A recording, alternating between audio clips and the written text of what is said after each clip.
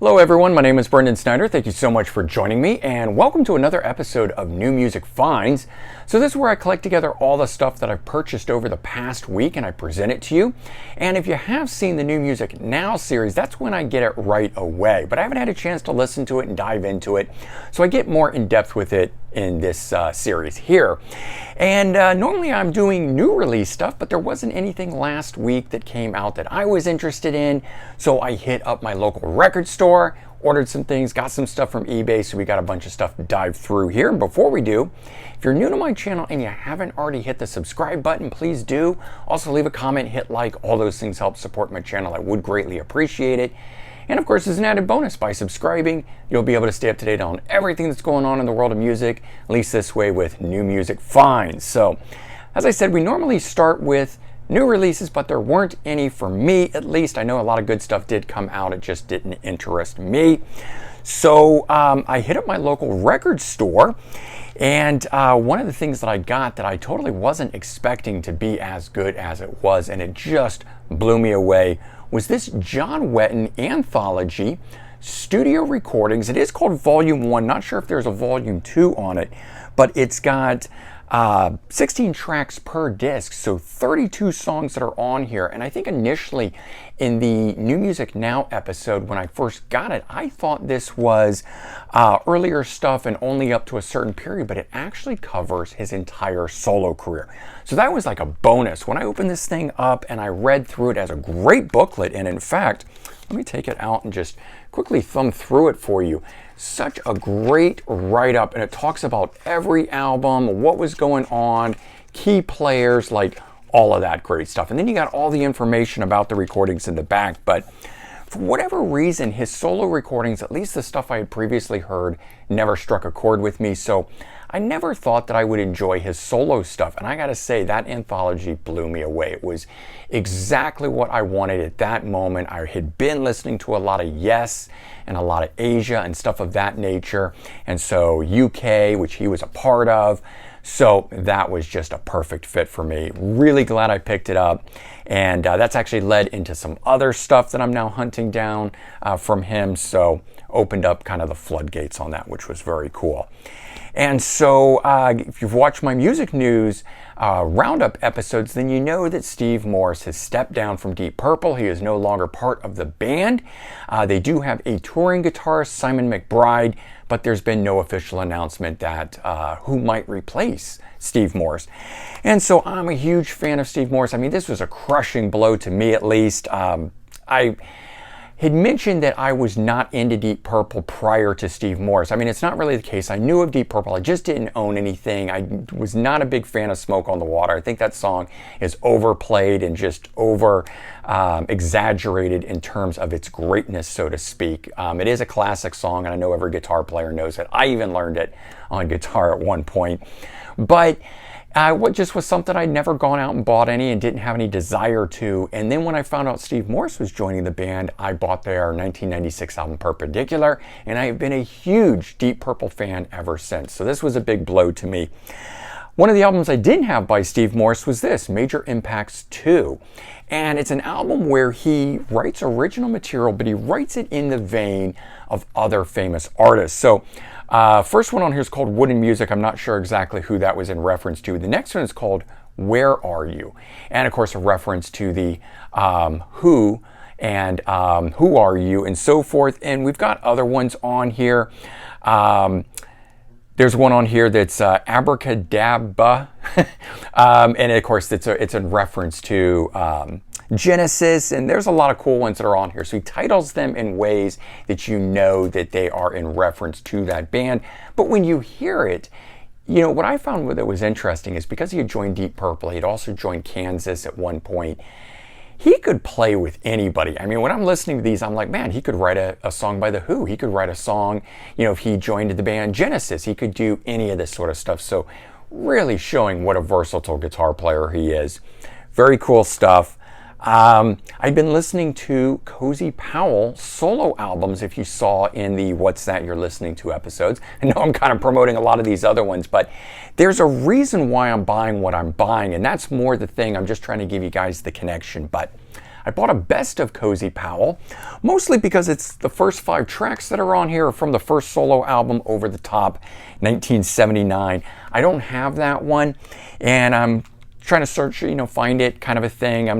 Sometimes when I say I'm trying to search something out, it just means it's in my radar, and if I come across it, I'm going to pick it up. I have yet to decide to try to really go onto eBay and do it. I mean, it's one of those albums that it's hard to find, and it goes for a lot, so I'm not immediately outright buying it, but if I can come across a good copy, I'm going to. But I mean, just look at the guest list that's on here.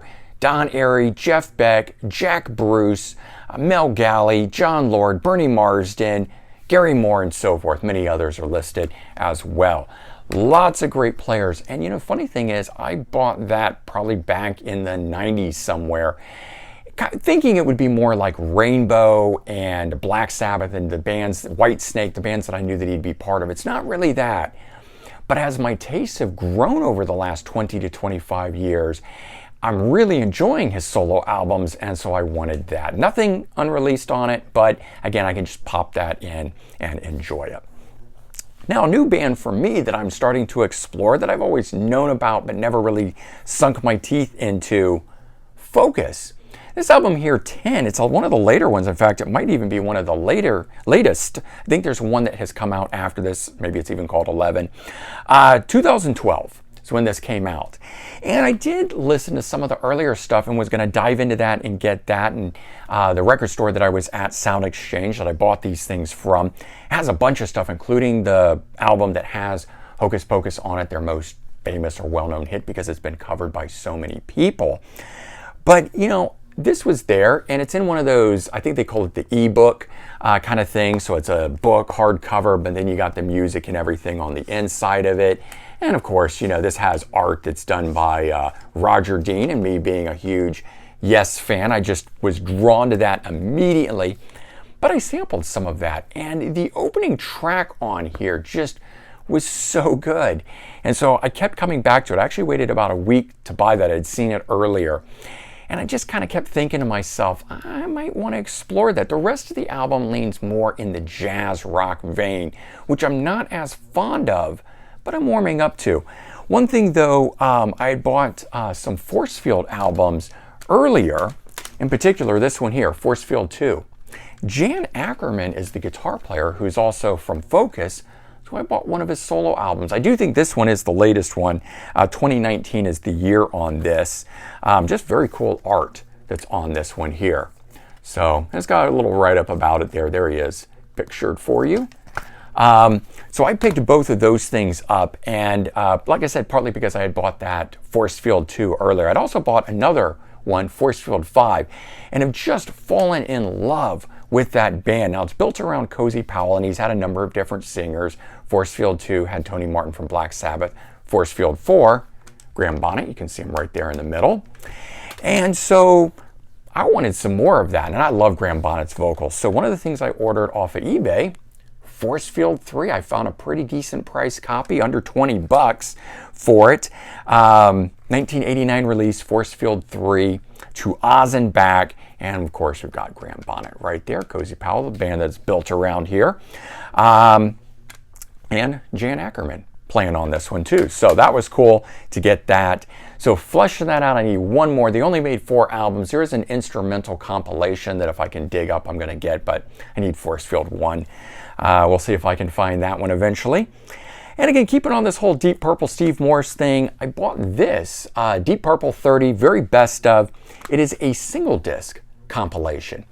And again, I've had some questions recently because I've been buying a lot of compilations. Now, part of that is I own over 11,000 CDs. So it gets hard to flesh things. Once I own the Cozy Powell albums, except the debut, but I own his other ones as well. So the only thing I could pick up was that. I own all of the Deep Purple studio albums and stuff, and the main live albums and things. So I am down to compilations unless there's a new release. What I like about this one is I've always loved I have a 2-disc version of this. Did not know there was a single disc edition, but when they did this, they filled it full of single editions, plus also remixes that they did for 25th anniversary albums and things of that nature. So this has a bunch of single remixes and stuff like that on it, making for a very unique listen. But the other thing I like is starts with their first big hit, Hush, and goes to the present with the song Any Fool Know That. It does have 2 songs on here with Steve Morse playing, so it got into that era. I think this was 1998, 68, 98, 30 years, makes sense. But it leaves off Kentucky Woman, which was their other big hit, and I just can't not associate that with Neil Diamond. So anytime I see that covered, it kind of drives me nuts because that's all I'm thinking. So it leaves that off and it goes right from Hush into Black Knight, which is great. So cool compilation with some different versions that I don't always get to listen to unless I'm pulling out those deluxe editions and then listening to the remixes and so forth. So that was a cool comp because I've got other compilations. I've got ones of the original studio versions. I've got this one with remixes and stuff like that. So I buy the compilations for different reasons depending upon the mood that I'm in, and I can pull that out, and that's why I picked that one up. But that one was a cool find for me. And then finally, again, keeping on the whole Deep Purple thing, I mentioned that they have a touring guitar player, Simon McBride. So I bought his latest album, The Fighter, which is a 2022 release here. So latest thing that he has done. And I just wanted to listen to him. He is part of Don Airey's solo band.